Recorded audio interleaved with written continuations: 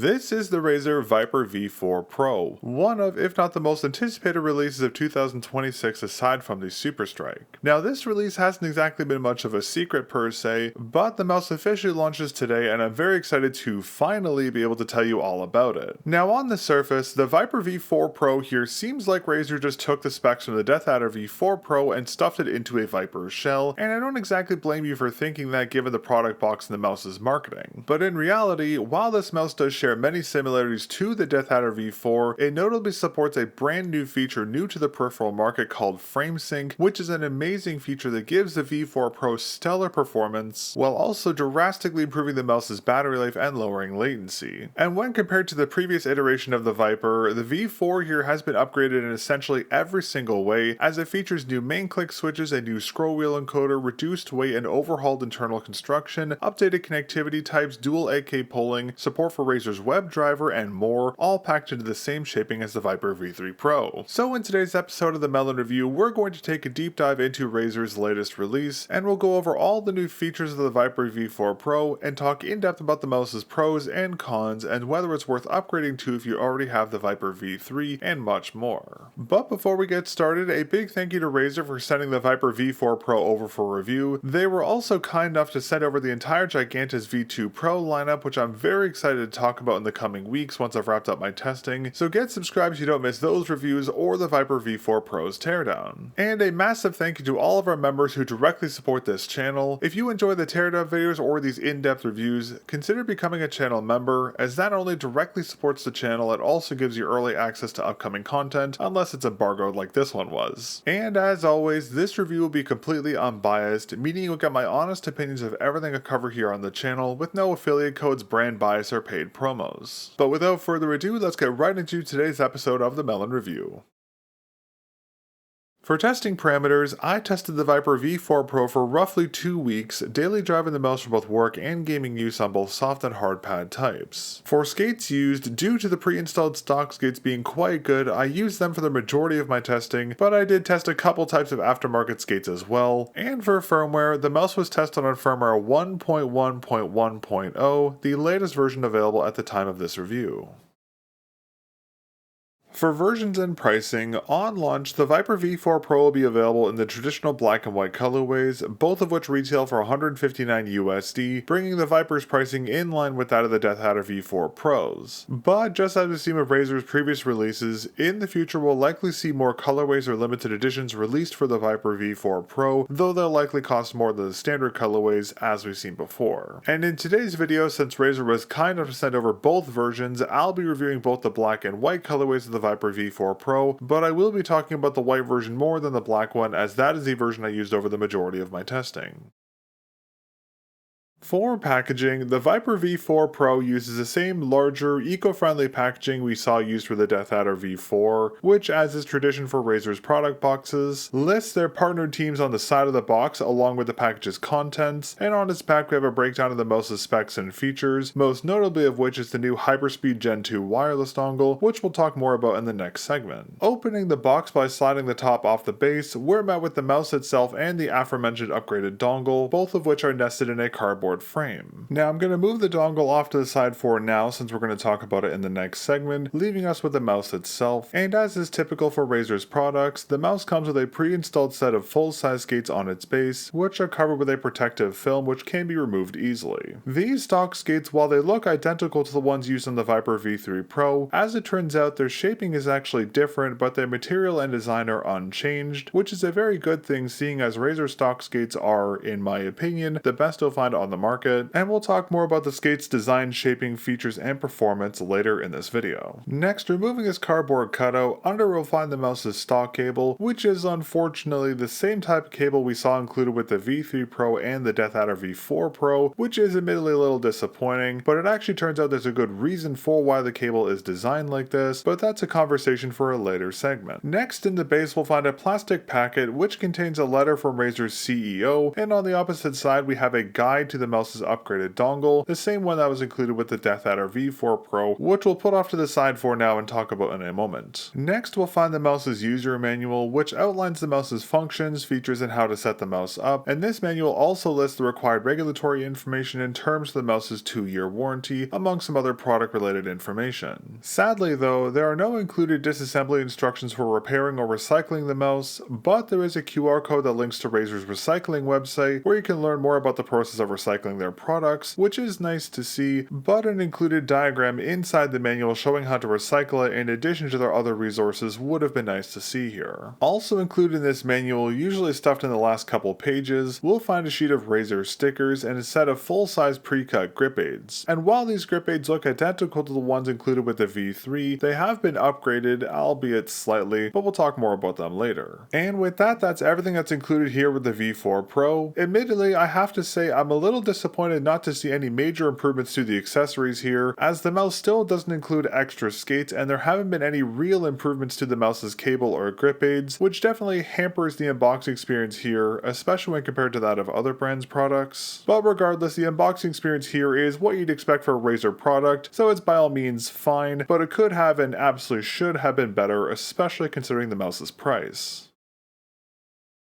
Now, circling back to this updated dongle, as I talked about when I reviewed the DeathAdder V4 Pro, this Gen 2 dongle is a significant improvement over the Gen 1 dongles Razer used on their V3 series mice, both in terms of performance and utility. Now, out of the box, just like the mouse, the dongle does have a sheet of protective film installed over its larger rubber base, which can be easily removed. Now, the defining feature of this dongle is this large hemispherical shaping, which gives it a rather unique but recognizable look, but where this dongle really sets itself apart from the rest of the market, aside from its performance and features, is its weight, as it is the heaviest dongle I've seen to date, weighing 45 grams. This heavier design is a very underrated feature, as it feels more like a paperweight than a mouse dongle does in the hand, which allows it to anchor itself to surfaces quite strongly in combination with its large rubber base. And another benefit to this heavier weight is that it makes the dongle very difficult to displace, something that is a common issue on the more traditional lighter dongle types, like the Viper V3's dongle for example. The second notable improvement here is these indicator LEDs, which as outlined by the guide we talked about a moment ago, reflect the mouse's polling rate, battery level, and most importantly, connection quality, all of which are great features, most notably the connection indicator of course, and these indicators can be configured or disabled via the mouse's driver, which we'll talk more about later in this video. But to be clear, mouse dongles using indicator LEDs for polling rate or battery life isn't a new feature by any means, but an indication of the mouse's connection quality is a very unique feature I've only seen utilized on Razer's mice to date as far as I'm aware. And as I talked about when I reviewed the DeathAdder V4 Pro, this feature does work rather well, though it can be tricky to test since the mouse's connectivity is so good, but it's a really cool feature to see carried over here to the Viper V4 Pro nonetheless. And speaking of the DeathAdder V4 Pro, just like its dongle, the Viper's dongle also features the same improved antenna architecture, which further improves its connectivity strength and stability in conjunction with the mouse's Gen 2 hyperspeed wireless tech, all of which gives the V4 Pro superior wireless performance to not only the Viper V3 Pro but also the DeathAdder V4 Pro. And as a cool little attention to detail here, the dongle surface features the same coating as the mouse, allowing the dongle to be easily picked up despite its hemispherical shaping. However, while this Gen 2 dongle is a great improvement to see here, it's worth noting that it is still not backwards compatible with any of Razer's other devices, which previously could be unified to a single receiver. Now, I assume support for multi-device unification will be added at some point in the future, but for now it's not supported, so keep this in mind. And as a last note, since I'll be tearing down the mouse, I'll also do a full teardown of the dongle to show you all how it's constructed on the inside, so get subscribed so you don't miss the V4's teardown video to see what's inside this dongle.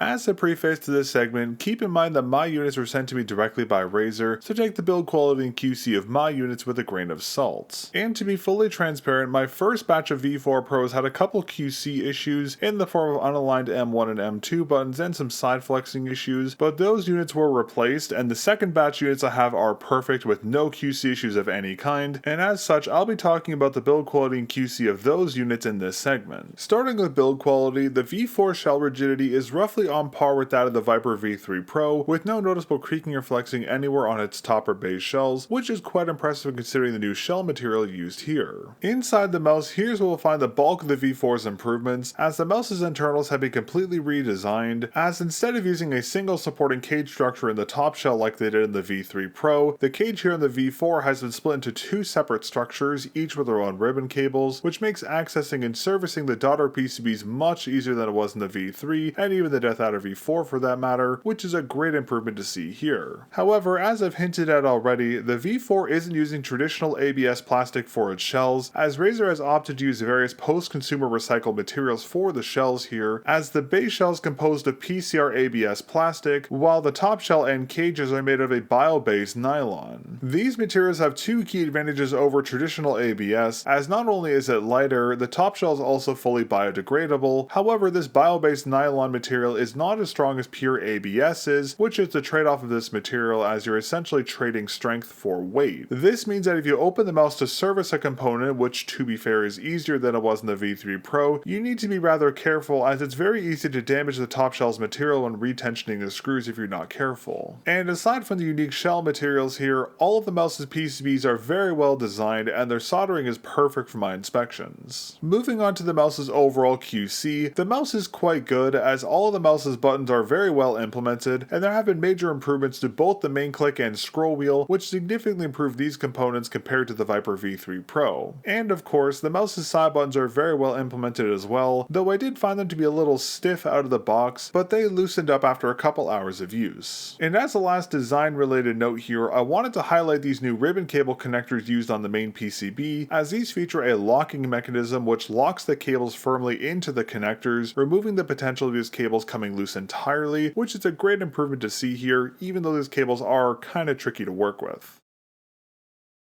For weight, due to the redesigned internal structure here and the new shell material, the V4 weighs around 9% lighter than the V3, as the white version I have here is advertised as weighing around 50 grams, whereas the black version is advertised as weighing around 49 grams. And as is typical for Razer's products, there's no plus-minus gram ratio advertised on the weight specs here, but regardless, the industry standard of plus-minus 2 grams still applies here. Now, weighing both of my units, the white colorway's base weight is 47.14 grams, whereas the black's base weight is 46.10 grams, and removing the stock skates and weighing them, they weigh approximately 2.71 grams, and the grips in their full-size configuration weigh around 1.80 grams. And adding the accessory weight to the mouse's base weights here, for the white colorway in its stock configuration with the full-size skates installed, the mouse weighs around 49.85 grams, and with the grips added, the mouse's weight increases to 51.65 grams. Whereas for the black colorway in its stock configuration with the full-size skates, the mouse's weight is around 48.81 grams, and with the grips installed, the mouse's weight increases to 50.61 grams. So both of the Viper V4 Pro's colorways weigh within their advertised weight spec if you consider the plus-minus 2 gram ratio, and just to be clear, lighter colorways always weigh more than darker ones do, so the weight differential between the black and white colorway here isn't unique to Razer's products by any means. Now on my unit, these improved weights make my V4 around 5.45 grams lighter than my white V3, and while this isn't a massive weight differential, you can feel the difference between the two units, as the V4 feels a little more agile compared to the V3, and it lacks that slight heftiness found on that unit, which to be fair, initially I did kind of miss, but after a couple days of use, the lighter weight of the V4 really grew on me, and the mouse felt amazing to aim with once I got accustomed to it, and this lower weight also has the benefit of improving the mouse's compatibility with various grip styles and hand sizes, which we'll talk more about later.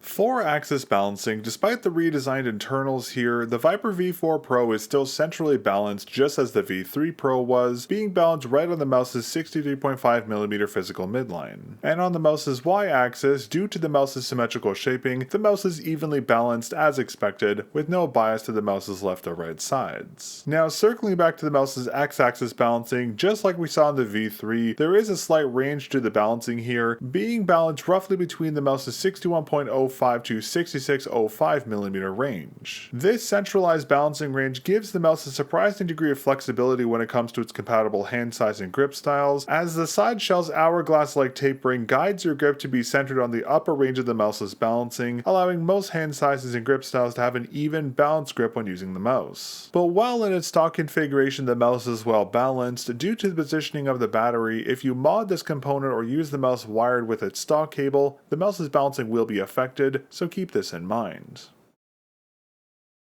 For shaping, the Viper V4 Pro maintains the exact same shaping found in the Viper V3 Pro, which I'm quite happy to see as I found the V3 shape to be essentially perfect, and I'm happy Razer didn't change it here on the V4. Now this shape, unsurprisingly, is fully symmetrical, but it is right hand optimized. However, due to its symmetrical nature, technically speaking the mouse can be used ambidextrously, though left-handed users won't be able to utilize the side buttons. Now compared to other shapes, specifically the GPX and the Super Strike, the shapes are similar at a first glance, as the shell's hump terminates similarly, but the Viper's terminates more towards the rear region of the shell, while at the shell's forward region the Viper shell is slightly thinner, and the same goes for the rear region, as the Viper's rear has a more flattened curvature to it. But where the Viper differentiated itself from the GPX and the Super Strike shapes the most is its width, as the mouse is slightly wider and its side shell profiles are more aggressively inward tapered, forming a more pronounced hourglass-like curvature than what we see in the GPX and the Super Strike series mice. And compared to the ROG Harpe 2 Ace, which is designed to be a direct competitor to the Viper, the two mice's shells unsurprisingly are very similar, though the Viper's is ever so slightly taller across most of the shell, with the exception of the very forward region where the Harpe shell tapers down slightly more so. And for side profiles, unsurprisingly the shells are very similar again, but again the Viper shell is more inwardly tapered compared to the Harpe 2's, but while the two mice here share many similarities, where they differ the most is their sensor positions, as the Harpe sensor is positioned lower than the Viper's sensor, albeit slightly, but this lower positioning does give the Harpe a very different feel compared to the Viper here. Shape comparisons aside, for the mouse's specific dimensions, starting with length, the mouse measures 127.1mm long. For width, at the thickest part of the mouse's upper region side profile, it measures approximately 62.3mm wide at the top, while at the base it measures approximately 59.8mm wide. At the midpoint of the mouse at the deepest part of the side shell's hourglass-like indentation, it measures approximately 60.3mm wide at its top, while at its base it measures approximately 57.8mm wide. And at the end region of the shell at the thickest part of its rounded rear region, the shell measures approximately 63.9mm wide at the bottom. And for height, at the end region of the main clicks, the mouse measures approximately 18.3mm high. At the mid region of the mouse at the peak of the shell's hump, the shell measures approximately 39.9mm tall, and from the peak, the hump's curvature declines from that point until its termination point at the rear here, which measures approximately 9.7mm tall.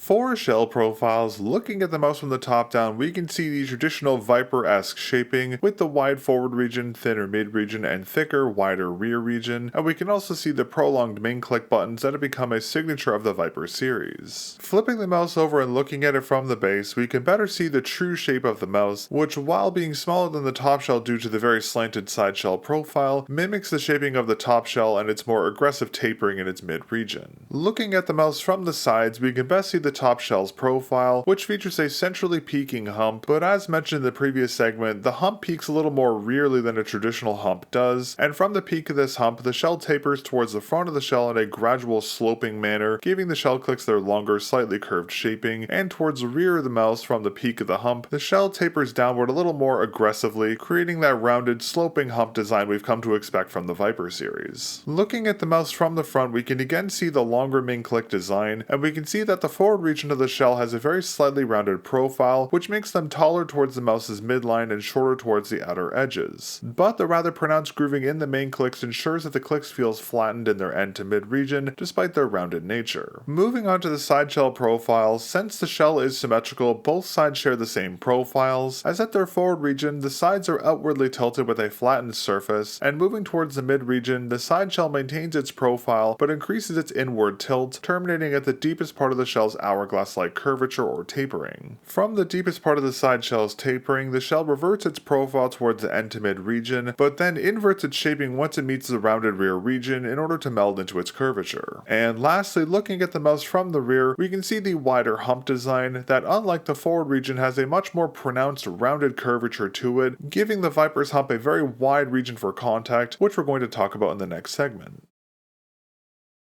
Now, for contact areas for my 25.4 by 10.16 centimeter hands using both an angled claw grip and an angled fingertip grip here on the Viper V4 Pro, and starting off with claw grip contacts, with this grip style, the wider, taller rear hump shaping allows my hand's thenar region to make contact in its mid to high region, while my mid palm makes contact in its high region and my hypothenar makes contact in its mid to low region, and as is typical for mice with wider rear hump shapings, my thenar and hypothenar regions contacts form the primary contact points on the shell, whereas my mid-palm contact is more supporting. Moving on to finger contact when using a tilted claw grip, starting with my thumb, in its natural position it rests towards the upper regions of the mouse's left side, slightly forward of the first side button, but if needed I can angle my thumb inward to rest it at the deepest part of the side shell's tapered indentation if more control is needed. Moving on to my index and middle fingers, they rest towards the end region of the M1 and M2 buttons, but due to the very pronounced indentation in their surface, my fingers are strongly guided towards the center of the buttons, completely offsetting the button's rounded curvature as I mentioned earlier. Next, my ring finger rests towards the upper edge of the right side shell's indentation, resting roughly opposite the position of my thumb on the shell's opposite side, and for my pinky finger, it rests at the lower edge of the indentation, slightly below the position of my ring finger. Moving on to using a tilted fingertip grip here on the Viper V4 Pro, with this grip style, my thumb rests at the deepest part of the left side shell's indentation, right below the first side button. Next, my index and middle fingers rest toward the middle of the main clicks right around the end point of the scroll wheel, but since the indentation of the buttons isn't as pronounced at this midpoint here, my fingers' position can vary slightly, but they still stay around the mid region of the buttons. Next, my ring and pinky finger, they rest inside the right side shell's indentation, with my ring finger resting in its upper region and my pinky finger resting in its lower region. But keep in mind I have very large hands and use a tilted grip style here, so the way my hands work with the Viper V4 shell profiles won't be the same for everyone, but you can use my contact region endpoints as estimates or guides for how the mouse's shell will feel in your hand and with your grip style.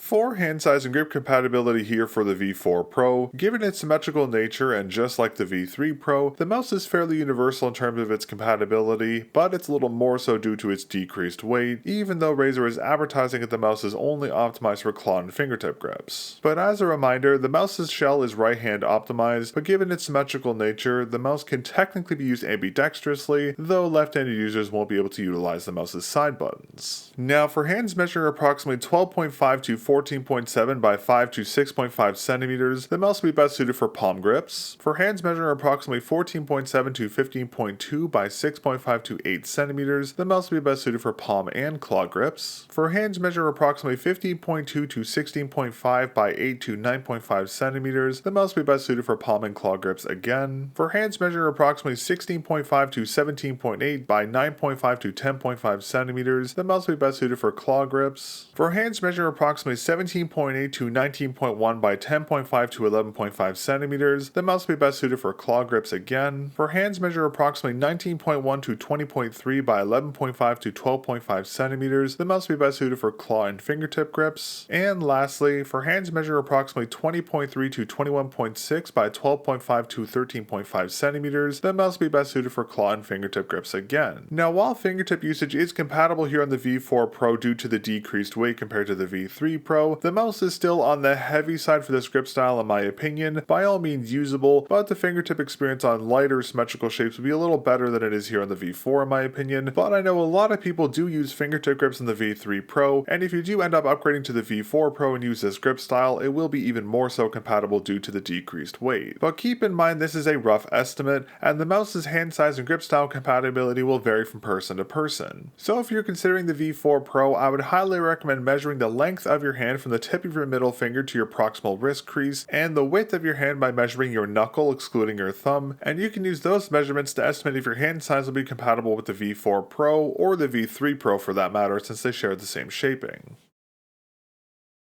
For coating, the Viper V4 Pro uses the same fantastic coating found in the DeathAdder V4 Pro, which I'm very happy to see as that coating has continued to be one of the best coatings available on the market. Now this coating type falls into the hybrid rubberized chalky side of the spectrum, but between the two colorways there is a slight difference, as the white coating is slightly more chalky feeling, whereas the black coating is slightly more rubberized. But the different feel between these two coatings, much like the different weights, is commonplace and not isolated to Razer's products. Now compared to the V3's coating, the coating here still maintains that hybridized feel, but the rubberiness is a little more pronounced, just as it was in the DeathAdder V4, and this gives the coating here the same grippable feel which is present with both wet and dry hand types, allowing the V4 shell to be very grippable, arguably slightly more so than the V3 shell. But as we've seen with both the Viper V3 and DeathAdder V4 Pro, in the future we'll likely see additional colorways for the V4 Pro here released, which might have a slightly different feel in their coatings, either more rubberized or more chalky depending on their coloring. But just like all great coatings, it's worth noting that on the black or darker colorways of the V4 Pro, their coatings will show buildup from debris, sweat, and oils on its surface, meaning that the shell can have a grimy look to it if it isn't cleaned frequently, whereas the white or lighter coatings, due to their lighter coloring, don't show the buildup nearly as much. Thankfully, this buildup on the shell surface never affected the coating's performance, but if you're picky about the aesthetics of your product, I would recommend getting the lighter colorways of the V4 Pro as opposed to the darker ones. But regardless of what colorway you choose here, I would highly recommend cleaning the mouse shell with a dry microfiber cloth frequently, especially if you choose a darker colorway, to remove any buildup in the mouse shell that you can or can't see. And in terms of long-term performance, since I reviewed the DeathAdder V4 Pro last year, it's been my main mouse outside of when I was testing other products, and the mouse's coating has held up amazingly well, and I haven't had any issues with discoloration or any sections of the coating wearing, even on my white Viper V3 Pro, which I've also used quite a bit. So if you're concerned about the V4 Pro's coating's long-term performance or durability, from my experience I haven't had any issues with Razer's products, so I wouldn't be concerned about the coating's durability here on the V4 Pro or any of their other mice for that matter.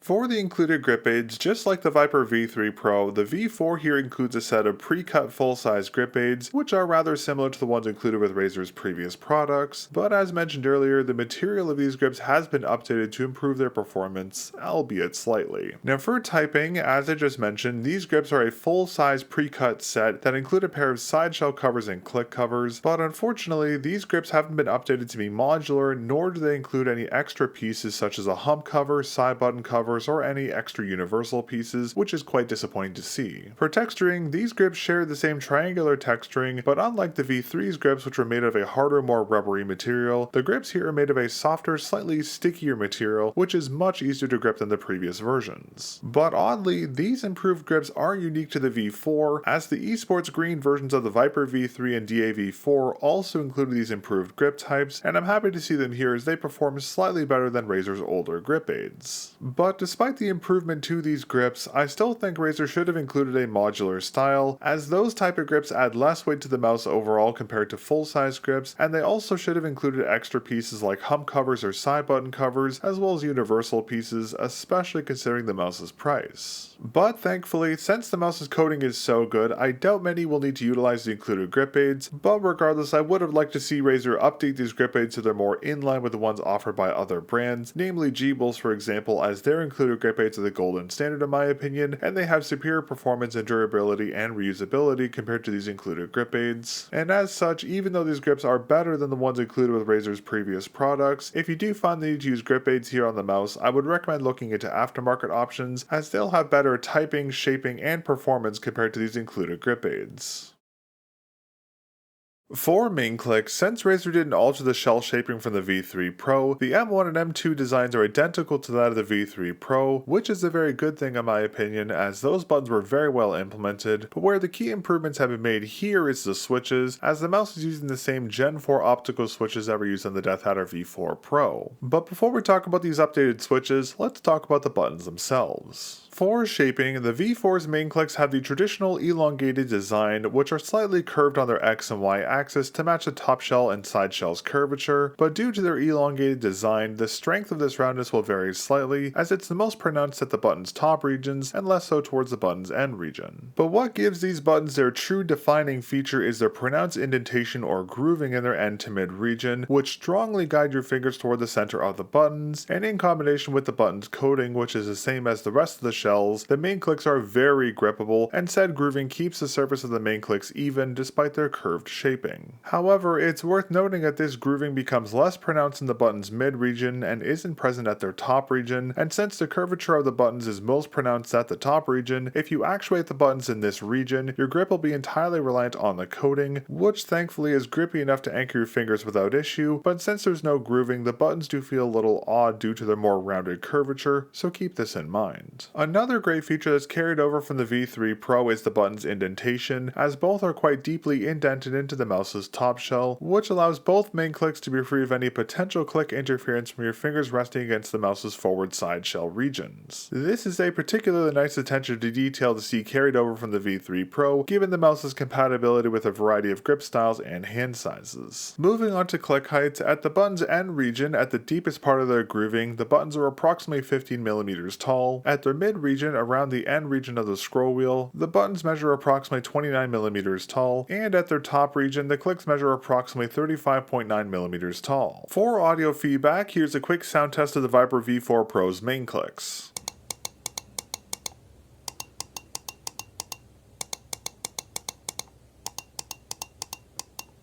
As you probably noticed, the clicks here on the V4 Pro are much louder than the V3's, and that's because Razer has upgraded the switches here to the aforementioned Gen 4 optical switches, the same ones that were used in the DeathAdder V4 Pro. And compared to the Gen 3 switches, these switches do have a much louder, pingier sound to them, which might be an issue for some people, but as a trade-off they have a much clearer, snappy click feel, increased durability, and better latency than the Gen 3 switches, while also coming in a smaller physical form factor. And just like we saw in the DeathAdder V4 Pro, these switches are installed on a dedicated daughter PCB along with a scroll wheel and scroll wheel click, but unlike the V3 where its cable was integrated into a centralized one, as I mentioned earlier, both the cable and the cage structure here has been split into its own separate components, which makes servicing its daughter PCB very easy, much easier than it was in the V3 Pro. Now in terms of actuation weight, these switches are actually a little lighter than the ones I found in the DeathAdder V4 Pro, which is likely due to the different shell construction and the tensioning of the buttons, giving these switches an actuation weight more around the 55 to 60 gram force range, which is lighter than the DeathAdder V4's, but while these switches are a little lighter, they do share the same cycle rating of 100 million cycles as we've seen on the other implementations of Razer's Gen 4 switches. But it is worth noting that the actuation weight of these clicks does vary slightly depending on where they are actuated, as if actuated at their top region, the buttons have an actuation weight of around 60 to 65 gram force, but this is commonplace for all mice and not an issue area per se, but this increased actuation weight here is something to keep in mind if your grip style actuates the buttons at their top regions. Now these switches, due to their optical nature, have superior durability compared to traditional mechanical switch types, and are essentially immune to double clicking issues, and they also have a very clear tactility to them, which compared to other switch types gives them a very clean and well balanced click feel, making these switches one of, if not the best optical switch implementations on the market, at least in my opinion, even though they're a little louder than other switch types. Now circling back to the buttons themselves, for stabilization, both the M1 and M2 buttons are decently stabilized, only having a slight degree of play to them even when actuated, but due to the rather pronounced grooving, if you click the buttons on their edges, this can cause a slight wobble, but since this indentation guides your fingers toward the center of the buttons, you'll likely never experience this wobble during use, even if you actuate the buttons at their top region. For travel, both buttons have a slight degree of pre-travel and a low to medium degree of post-travel, falling into the low range with lighter actuations and the medium range with heavier ones, but to offset the longer post-travel range, both buttons do have a very snappy rebound to them, which allows both the M1 and M2 buttons to be very spammable. And another great feature that's carried over from the Viper V3 Pro is that the main click switches are hot swappable, though notably the process of swapping the switches is much easier due to the improved socket here. So if over the lifespan of the mouse you happen to have an issue with one of the switches here, you can replace them easily, but due to their unique socket design and switch shaping, you can only replace them with other Razer Gen 4 optical switches currently.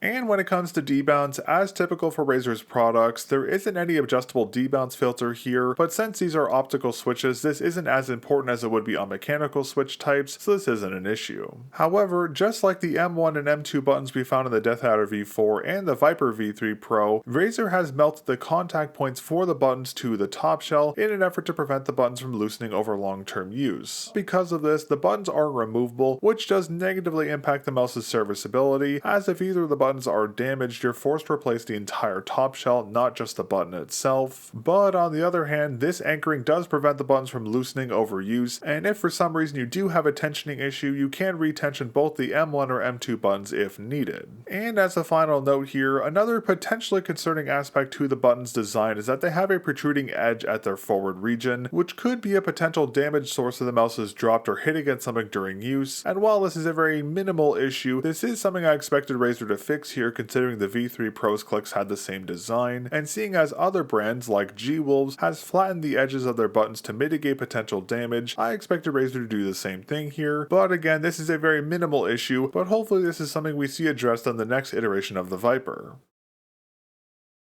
For the Viper V4 Pro's side buttons, here we'll find the exact same button design we found on the Viper V3 Pro, which I'm actually quite happy to see, as similar to the main clicks, the side buttons on the V3 were very well implemented, and I'm happy to see them implemented the same here without any changes. Now for shaping, the buttons have the expected medium-sized chip-like shaping, which have a flattened surface and sloped edges, both of which are slightly curved to match the top shell's curvature. For positioning, the buttons are centered slightly forward of the mouse's 63.5mm physical midline, which are centrally positioned on the mouse's 65.4mm mark in the upper range of the mouse's 6105 to 6605mm physical balancing range. This positioning is perfect as it allows both the side buttons to be usable with essentially every grip style and hand size, which is a great attention to detail here. In addition to their great positioning, both the side buttons are decently pronounced in the mouse's side shell, which further improves their usage and ensures the buttons are easy to actuate anywhere on their surface. However, unlike the main clicks, the side buttons don't have a coating applied to them and instead have a granular texturing etched into their flattened surface, but despite the lack of coating, the side buttons are still surprisingly usable, mainly due to their flattened design, which is probably why I've mistakenly said in the past their side buttons have a coating, as they do feel surprisingly grippy, but in reality, all of their past side button implementations have been uncoated, having the same granular surface texturing we find here. But while these side buttons are surprisingly usable, if you have very sweaty hands, you might find them to be slightly slippery in some cases,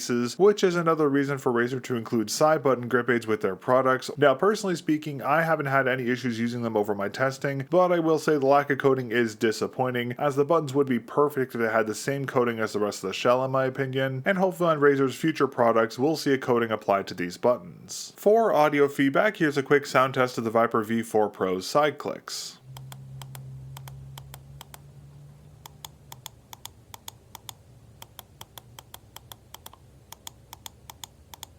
Inside, and as I've seen on all of Razer's recent releases, the Viper V4 Pro uses two Changfeng microswitches, which appear to be MS09.001W.P2B81 SKUs. These are very unique switches as they're almost exclusively only used by Razer, but despite their niche nature, these switches feel and perform exceptionally well. Now, these switches are soldered onto this peg-mounted PCB, which is anchored into the second part of the central cage-like structure, and just like the main click PCB, this board also has its own dedicated ribbon cable, which makes servicing this component much easier than it was in the Viper V3 Pro. But since this PCB is peg mounted, it's difficult to remove from its anchoring point, but with the proper tools you can remove it, and since these switches are soldered not hot swap, repairing or modding them is trickier than it was for the main click switches, but they're still serviceable with the right tools. Now for the switch specs, these Changfeng switches are rated for an unusually high 80 ±10 gram force actuation weight and a cycle rating of approximately 3 million according to their spec sheet, but the buttons here on my unit feel lighter, more akin to a 60 to 65 gram force actuation weight, but it's worth noting that initially the side buttons on both of my units were rather heavy and stiff, but after a couple hours of use the buttons loosened up and stayed consistent for the remainder of my testing. So if you get a Viper V4 Pro and your side buttons initially feel a little heavy, keep this work-in period of sorts in mind, but again, once worked in, the side buttons felt great, and these Changfeng switches continue to impress me, and I have a feeling in the future we'll see more brands adopt them just as ROG did on the Harpe 2 Ace due to their great feel and performance. Circling back to the buttons themselves, just as we saw with the main clicks, the side buttons are anchored into the mouse's top shell, meaning they can't be removed, but this does give the side buttons great stabilization as there's a very slim degree of play to the buttons even when actuated, and the buttons notably don't have a significant degree of wobble to them, which is quite impressive as traditionally installed buttons tend to have a lot of wobble to them if you press on their edges, but there's very little here, which is very cool to see. For travel, wheel, just like the travel we found on the main clicks, both side buttons have a tiny degree of pre-travel and a low to medium range of post-travel, falling into the low range with lighter actuations and the medium range with heavier ones. But to counteract this, both side buttons are very well tensioned and have a very snappy rebound to them, which makes the side buttons very spammable. And as a final note here, just like the main clicks, there's no way to adjust the debounce value for these side button switches despite their mechanical nature, but seeing as the only time you'd ever have to adjust this would be if you were to mod these switches out, which I don't see many people doing given their great performance, this isn't an issue area, but keep this in mind if you do plan on modding out these side button switches. For scroll wheel, not much seems to have changed here on the V4 Pro, but this aspect of the mouse is where you could argue the most notable improvements have been made, as starting off with the wheel itself, it is the same plastic wheel we've seen used on the Viper V3 Pro with a rubber texturing wrapped around it, but instead of this texturing featuring a dotted linear texturing as the V3 did, here on the V4 the wheel features a new linear texturing which is quite grippable, arguably more so than the V3's wheel due to its increased surface area. But while the texturing has changed here, the wheel's positioning is unchanged from the V3, which makes it very easy to utilize and gives it the expected scroll range of 9 to 10 points. On the inside, however, and installed in the same daughter PCB the main clicks were located on, instead of finding a TTC dustproof encoder like we did on the V3 Pro, here we'll find RAZER's optical encoder, the same type that was used on the DeathAdder V4 Pro. This is a fantastic upgrade here, as TTC's mechanical encoders have been a mixed bag in my experience, as they're rather prone to durability issues, but this encoder, since it's optical, provides not only more consistent long-term performance, it's also significantly more durable than mechanical coders are due to its optical nature. However, this performance increase does come at the cost of increased power consumption, as due to its optical nature, it uses more power than a traditional mechanical encoder does. Now, this encoder has the expected 24-step range, but it does have a lighter scroll force compared to the V3 Pro's encoder, while having slightly more pronounced scroll points, which gives the scroll wheel here a lighter but more controllable feeling compared to the V3. And despite the lighter scroll due to these more pronounced scroll points, the wheel isn't prone to accidental scrolls when actuating the wheel click, making the V4's encoder a significant improvement over the V3's encoder in my opinion. And for the scroll wheel click, again the V4 here borrows from the DeathAdder V4 Pro. As well, it uses a different TTC branded switch for the click itself. It uses the same click mechanism we found inside the DeathAdder, where the scroll wheel has a small arm attached to it, which is supported by a small spring, which has been carefully selected to ensure consistent performance, might I add. And when the wheel is pressed, the arm pokes through the cage structure here, actuating the switch on the main PCB. This mechanism, while unique, is actually great as it allows for the use of a traditional switch for the wheel's click while maintaining a small form factor, which is usually only something that can be achieved by using a pillar switch, something that almost every other mouse on the market has done. And as I've talked about many times here on the channel, while pillar switches do work, they have a rather subpar click feel as they often feel heavy and spongy, and these switches have very low cycle ratings, significantly lower than that of full-size switch types, leading to durability or other click-related issues over long-term use. And on the topic of the scroll wheel switch, this switch is a rather odd one. As while it shares the same TTC branding as the DeathAdder V4 scroll wheel did, there's no information about the switch on TTC's website or anywhere else for that matter, meaning this is likely a custom switch developed specifically for RAZER, which is likely the case given the switch's odd dimensions. Now, because of its custom nature, sadly I don't have any specific specs for this switch, but when compared to the other switches on the mouse here, I would give it an estimated actuation weight of around 80 grams, and for cycle rating, since it's a full-size switch, it likely has a more traditional cycle rating of around 20 million, though it's very possible it has a much higher cycle rating of 8 to 10 million as we commonly see on many switch types, but in either case, this switch's cycle rating will be far superior to that of pillar switches, which usually have ranges between 3 and 5 million. Now for travel, the wheel click has a very low degree of both pre and post travel, and has a surprisingly snappy rebound due to the full-size switch and the spring here, which makes the wheel click quite spammable. And just to speak of the durability of this click mechanism and this encoder, while we've seen a lot of spring related issues lately, as I mentioned earlier, I've been maining the DeathAdder V4 Pro since I reviewed it, and I haven't had any issues with the scroll wheel encoder or the click mechanism here, but if you do happen to have an issue with the spring, it's very easy to replace it, and we'll talk more about that process in the V4's teardown video.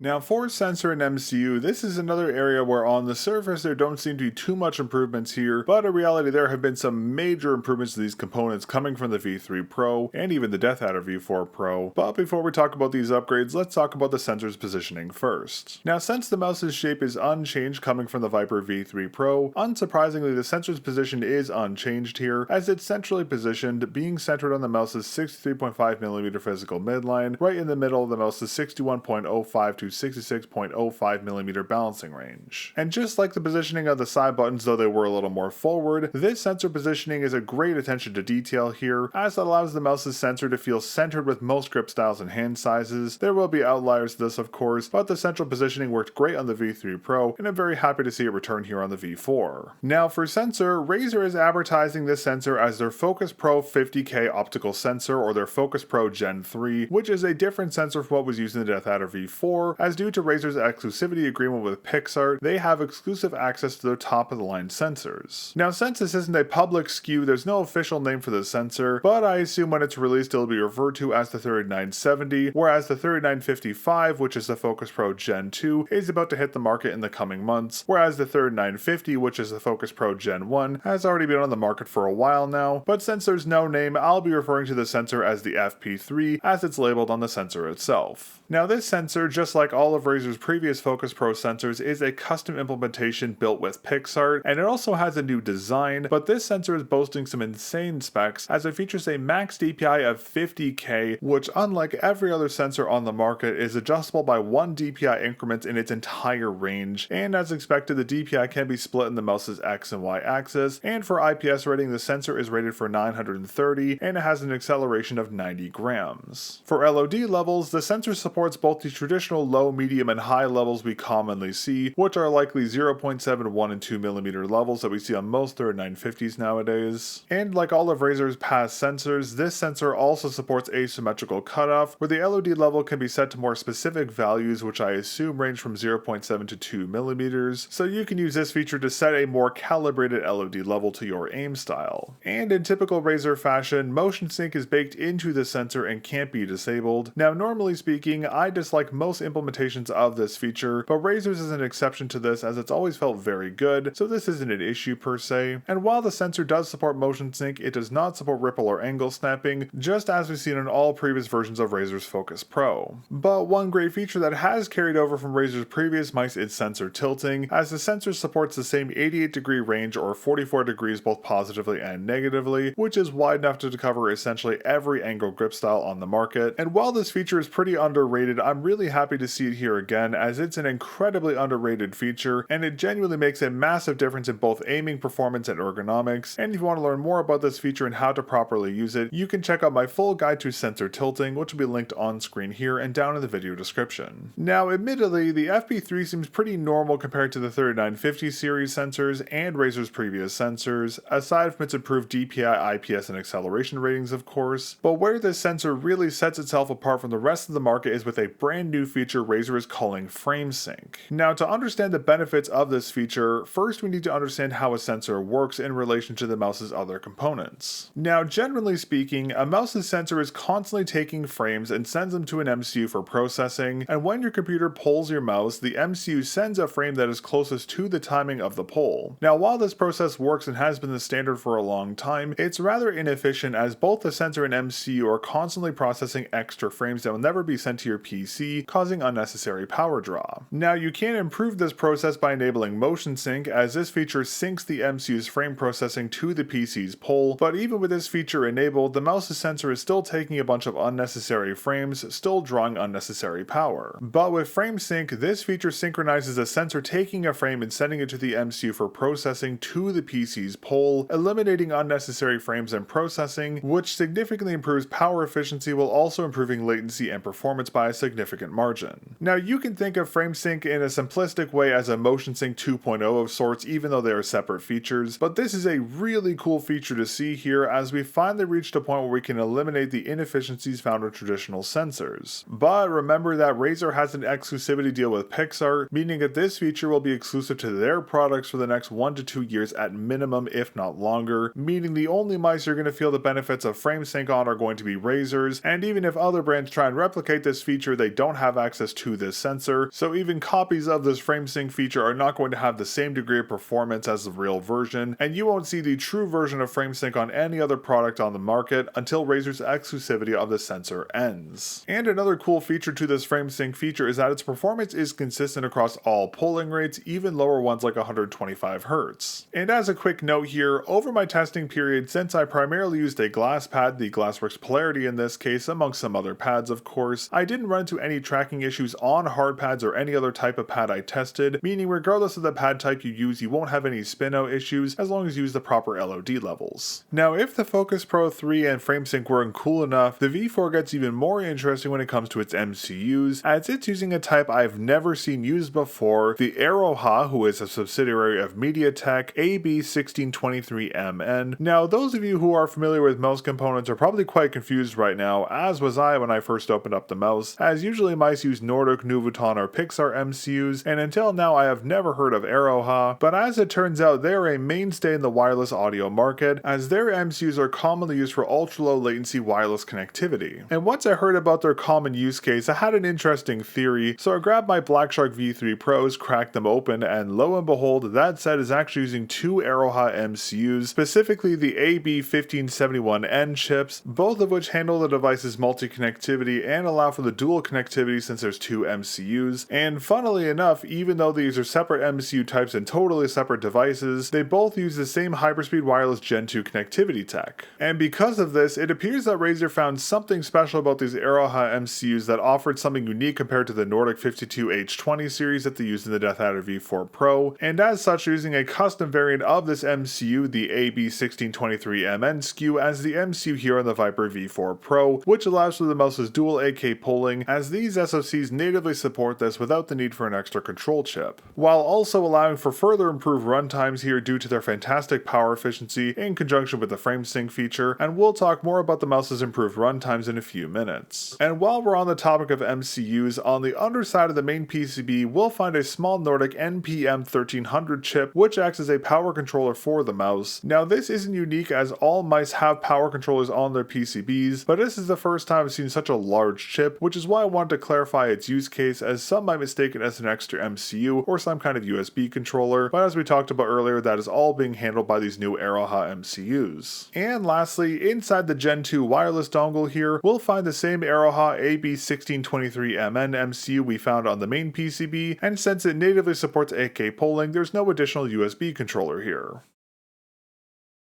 For connectivity types, the Viper V4 Pro, just like the DeathAdder V4 Pro, supports dual AK polling, meaning both the 2.4 GHz wireless and wired USB-C connectivity support a polling rate range between 125 Hz to 8000 Hz, which is a great, long overdue improvement here. And while the Aeroha MCUs do support Bluetooth connectivity, just as they did in the Blackshark V3 Pro, it's been disabled here, just as it's been on all of Razer's previous products that use Nordic MCUs. For antennas, just like we saw in the DeathAdder V4 Pro and Viper V3 Pro, the mouse uses a full-size antenna connected to its PCB, but in a different form factor from the aforementioned mice. This is great to see, as dedicated antennas offer superior connectivity strength and stability, as well as better interference resistance compared to integrated or traced antenna types. And to complement this, inside the Gen 2 wireless dongle, we'll find the same large dedicated antenna that was used in the DeathAdder V4's dongle. These two antenna types, in addition to the mouse's new MCUs, give the mouse's hyperspeed wireless Gen 2 connectivity fantastic performance across the board on both of the mouse's connectivity types, and despite this brand new MCU, all the respective polling rates on the mouse were flawlessly implemented, with no noticeable issues or significant inconsistencies noticed over my testing.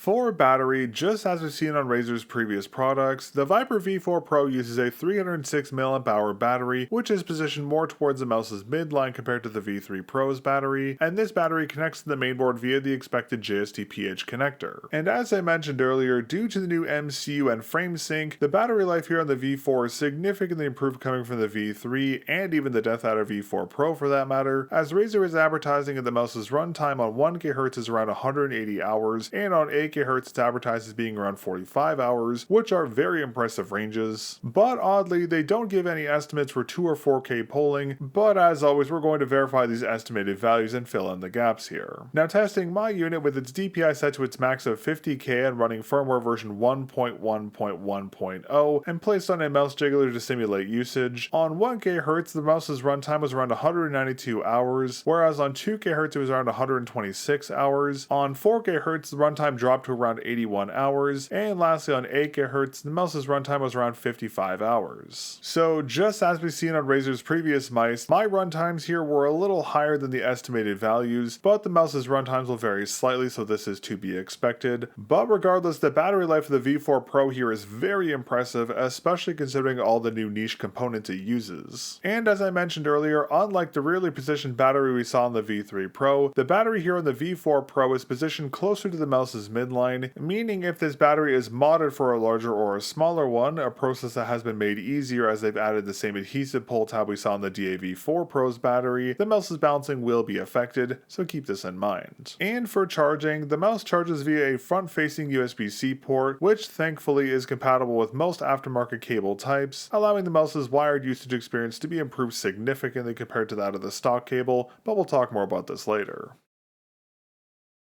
For software, unlike all of Razer's previous releases whose settings could only be configured via Synapse, the Viper V4 Pro is the first Razer mouse that supports customization via Synapse Web, Razer's web-based software that until now only supported some of their Huntsman series keyboards. This is a fantastic improvement here, as Synapse has been a long-standing issue with Razer's products, similar to Logitech's G-Hub and Asus's Armory Crate, and having an alternative way of managing the mouse's settings without needing to use Synapse is a massive improvement over their previous releases. But it's worth noting that Synapse Web is currently in beta, meaning some features that are in Synapse, such as firmware updates for example, are currently not supported on the WebDriver, but support for these features will probably be added in the near future. And just like all other web drivers, Synapse Web only works via Chromium-based browsers, meaning you can only access it via Chrome or Edge, not Firefox or other browser types. But once you navigate to the driver's URL, which will be linked down in the video description, all you need to do to connect your device is click this Add Device, select a mouse from the drop-down menu, and you'll load right into the driver. But as a quick note here, since WebDriver support for the Viper V4 Pro was added when the mouse released, and seeing as I have my mouse before release and everything was recorded prior to that, I'll be using my Huntsman to show some of the functionality of this WebDriver here. So my apologies in advance if there are any inaccuracies with this WebDriver, as I'm going off limited information and some screenshots of the driver for my assumptions of what I'm going to say here. Now the layout of the driver is quite simplistic, but I prefer this type of implementation over more complex implementations we've seen from other brands.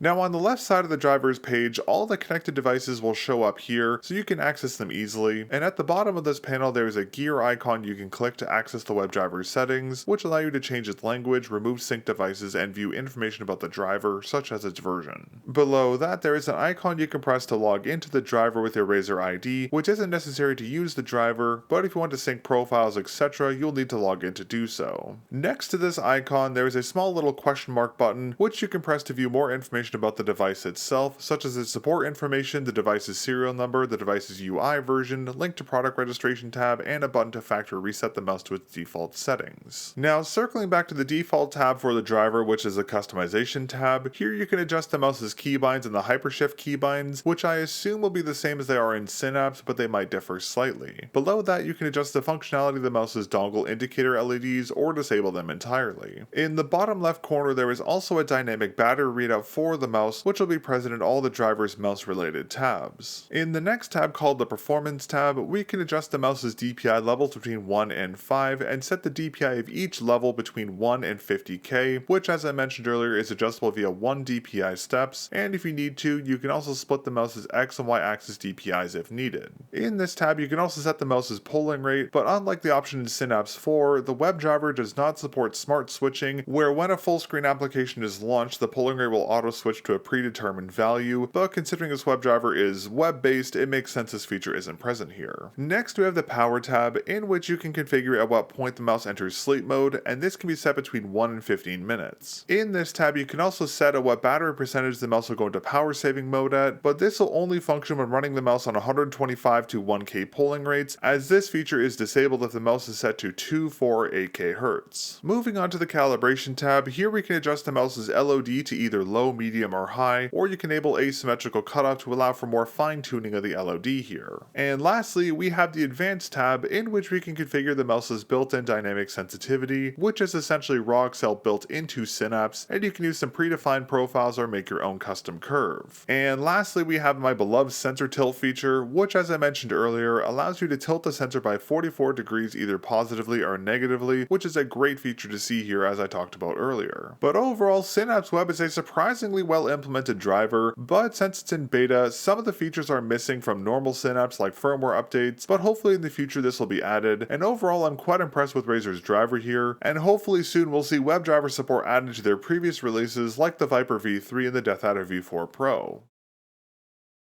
For repairability, the Viper V4 Pro is a mixed bag of sorts compared to their previous mice, as while some aspects of the mouse are much easier to service, others are tricky to say the least. The reason for this, as we talked about earlier, is that due to the top shell's bio-based nylon, as this material is rather brittle compared to standard ABS plastic, meaning it can be damaged very easily by over-tensioning any of the screws inside the top shell. This makes servicing the mouse a tricky task, as you need to be incredibly careful when reinstalling any of the internal screws, as if you damage any of the pilot holes, an internal component can become loose or misaligned, leading to a variety of issues with the mouse. But as long as you're very careful, the V4 Pro is serviceable, as the split internal cage makes servicing the mouse's individual components quite easy, and as we just talked about, they've also put a pull tab on the battery, which makes servicing that component much easier than it was in the V3 Pro, which is another nice attention to detail here. But as I mentioned earlier, all the top shell's buttons are anchored to the top shell and cannot be removed, meaning if a button gets damaged, you have to replace the entire top shell, which definitely hampers the mouse's serviceability, but at the same time, this anchoring prevents the buttons from loosening over long-term use, so there is a trade-off of sorts here. But overall, the mouse is serviceable, though it is a mixed bag of sorts, as you need to be very careful when working on it. But if you do want to learn more about how to fully disassemble and reassemble the Viper V4 Pro, learn more about its internal construction, individual component weights, and more, be sure to check out the Viper V4 Pro's teardown video. Moving on to the mouse's stock skates, the V4 Pro uses the same fantastic skates we've seen Razer use on both the Viper V3 Pro and the DeathAdder V4 Pro, which I'm very happy to see, but while these skates look to be the same as the one used on the V3, their shaping has been altered. Now on the product page, Razer claims these skates are PTFE, which is typical. However, as I theorized when I talked about these skates previously, they appear to have been treated. Now this treatment process gives these stock skates fantastic performance on both soft and hard pad types, as not only are the skates more controlled than traditional PTFE skates, they're also more durable. This unique nature of these stock skates makes them one of the only skates I recommend actually keeping on your mouse, as they perform great across every pad type. And another great attention to detail with these skates is that they do have a buffering layer made of a harder foam material between their surface and base adhesive. This is great to see, as this layer not only reduces the degree of physical feedback you'll feel through the skates, it also reduces their audio feedback when they're used on hard pad types. However, while these stock skates are great, so much so I use them for the majority of my testing period, unfortunately Razer still hasn't implemented any skate removal ramps in the mouse's base, meaning that removing the stock skates is a bit of a trickier process than it needs to be, but when removed the skates don't leave any adhesive residue behind, and the skates channels themselves are not only quite large, they're also thin, giving the mouse universal compatibility with all types of aftermarket skates. But just like we've seen on Razer's previous releases, the stock skates don't fully fit their skate channels, meaning that dust and debris can collect in this gapping, especially if you use a fabric pad, which is rather noticeable on the lighter colorways of the V4 here, and while this buildup will never impact the mouse's usage or performance, it's a small cosmetic issue I was hoping Razer would have addressed here. Now circling back to the skate shaping, while the V4 skates look almost identical to the V3's, their shaping has been adjusted slightly, as both the top and base skates' inner edges have been rounded out, and the central sensor skate has been changed to a fully circular one, meaning that skates for the V3 Pro cannot be used here on the V4, but thankfully since the mouse's stock skates are so good, you likely won't feel the need to use any type of aftermarket skates here on the Viper V4 Pro, even if you use a hard pad, and by the time you do need to replace them, there'll be plenty of aftermarket options available for the V4 Pro. But all in all, while the stock skates here for the V4 Pro are great, far superior to most stock skate types in my opinion, I do have to critique Razer here, as given the mouse's price, there's no reason not to include an extra set of stock skates with the mouse, and hopefully this is something they will change on their future releases, as other brands include multiple types of skates with their products while retailing for a lower price than the V4 here. And lastly for cable, as mentioned earlier, the V4 Pro includes the same stock cable type that we've seen included with both the Viper V3 Pro and DeathAdder V4 Pro, which is definitely an interesting decision here as I expected some major improvements to be made to this cable, but as it turns out there's a very good reason why the cable is designed like this. Now this cable, as expected, is a thicker typing, being around 4mm thick, which has a nice low friction paracord wrapping wrapped around it, which glides across both fabric and hard pads relatively easy. The cable also comes with protective caps on both ends and a cable wrapper, but unfortunately the USB-C end of this cable still isn't tilted. Now this cable is much thicker than most stock cables due to the additional shielding inside it, but this does make the cable quite heavy, so much so it can actually make the mouse feel rather forward heavy if used wired, and its thicker design not only prevents it from being used with bungees, it also makes the cable quite stiff, further worsening the wired usage experience here. Now to be fair to Razer, EU regulations make designing a cable rather difficult as there are a lot of hoops to jump through, and as such I understand the decision to include this cable as the cable's additional shielding not only surpasses the regulatory requirements, it also ensures the cable is immune to interference, whereas thinner cables, ones with less shielding, can be rather susceptible to this. So when it comes to implementing a cable here, there's always a trade-off you have to make as you essentially have to trade shielding for flexibility in most cases, and seeing as Razer's products are heavily used in esports environments where there is a lot of potential signal interference, I understand why they designed their cables this way even though they're not ideal for wired usage. So while this stock cable type isn't my favorite from a usage point of view, I understand why it's included and designed this way, but I think if Razer could make the cable slightly thinner so it could be used in a mouse bungee and add a tilted USB-C end on the future cables, that would be a nice improvement for sure. But for now, if you plan on utilizing the dual AK polling here on the V4 Pro or any of Razer's other products for that matter, I would advise investing in a good quality aftermarket cable as the stock cable isn't exactly ideal for this use case.